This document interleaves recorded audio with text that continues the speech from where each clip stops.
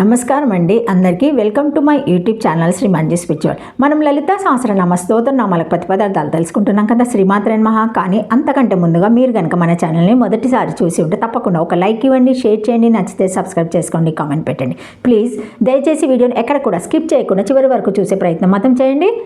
శ్రీమాత్రే నమః. ఇంకా వీడియోలోకి వెళ్ళిపోదాము. 952 నామము శాశ్వత ఐశ్వర్య, 5 అక్షరముల నామం. ఈ నామంతో అమ్మవారికి నమస్కరించేటప్పుడు శాశ్వత ఐశ్వర్య నమః అని చెప్పాలి. శాశ్వతమైన ఐశ్వర్యం గలది. దేని మనము ధనం అనుకుంటున్నామో దాన్ని బట్టి మన విలువను లెక్కగడతారు.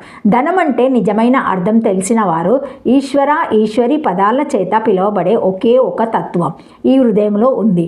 ఈశ్వర సర్వభూతానాం హృద్దేశి అర్జున తిష్టతి బ్రహ్మయనాం సర్వభూతాని యంత్రరుడా నిమామాహయ అని గీతాలో చెప్పబడింది. ఆ తత్వం గురించే సర్వంలోనూ ఉండి సర్వాన్ని కాలగమనంలో చక్రం త్రిప్పినట్లు త్రిప్పేది ఈ తత్వమే. అదే అచలము ధ్రువము అయిన ఆ చక్రంలోని అక్షం యాక్సిస్. చక్రంలోని అన్ని బిందువులు తిరుగుతాయి కానీ అక్షం తిరగదు. అది అచలం ధ్రువం.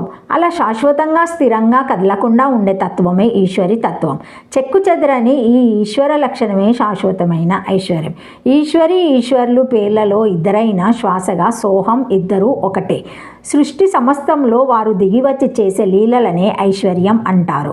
వాళ్ళ యొక్క పంచకృత్యాలు సృష్టి స్థితి లయ తిరోధన అనుగ్రహాలు అన్నీ లీలాప్రయంగానే జరుగుతాయి. వారికి అవలీలప్రయంగానే ఉంటాయి. ఇందుగలడందు లేడని సందేహం వలదు. చక్రి సర్వోపగతున్నై ఎందెందు వెదికి చూచినా అందెందే గలడు దానవాగ్రహి వింటే అని ప్రహ్లాదుంచే పై పద్యంలో చెప్పబడినది. శాశ్వతమైన సర్వంతర్యామి లక్షణమే. ఈ పద్యం హిరణ్యకశిపునకు నోట్లోంచి రాదు, ప్రహ్లాదునికి బుర్రలోంచి పోదు. సూర్యుడు వెలగడమే కాదు, ఆ వెలుగు మనకు పనికి రావడం కూడా ఉంది. చంద్రుడు, నీళ్లు, గాలి మొదలైన వాటి విషయంలో కూడా అదే విధంగా అవి వాటి లక్షణాలను కలిగి ఉండడమే కాదు, అవి ఇతరులకు పనికి రావడం కూడా ఉంటుంది. ఇలా పనికి రాగలగా చేయడం అనుగ్రహానికి సంబంధించినది. ఈ లక్షణాలు ఎవరి దగ్గరుంటే వారికి శాశ్వతమైన ఐశ్వర్యం ఉన్నట్లే లెక్క. మిగిలినవన్నీ ఎన్ని ఉన్నా అవి అన్నీ అశాశ్వతమైనయే. ఏది ఉంటే ఇంకా ఇతరమైనవి కావాలని అనిపించిందో అది నిజమైన ఐశ్వర్యం. ఈ అర్థంలో ఒక మోక్షం తప్పించి మిగిలినవన్నీ అశాశ్వతమైన ఐశ్వర్యాలే అవుతాయి. పైగా ఇది ఇతరుల చేత దొంగలింపబడినది కూడా. ఈ శాశ్వతమైన మోక్షాన్ని ఇచ్చేది కాబట్టి అమ్మవారు శాశ్వత ఐశ్వర్యాయ నమః అనాలి. 1 జగతంతా ఎప్పుడూ నిండి ఉండగలిగే లక్షణాన్ని ఐశ్వర్యంగా గలది. 2 మోక్షమును ఐశ్వర్యంగా గలది.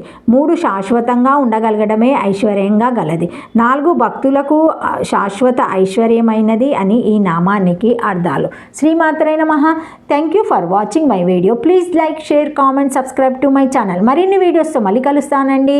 ఈ వీడియో కనుక మొదటిసారి ఎవరైనా చూసి ఉంటే తప్పకుండా ఒక లైక్ ఇవ్వండి, షేర్ చేయండి, నచ్చితే సబ్స్క్రైబ్ చేసుకోండి, కామెంట్ పెట్టండి. Thank you. శ్రీమాత్రే నమః. ఓం నమః శివాయ.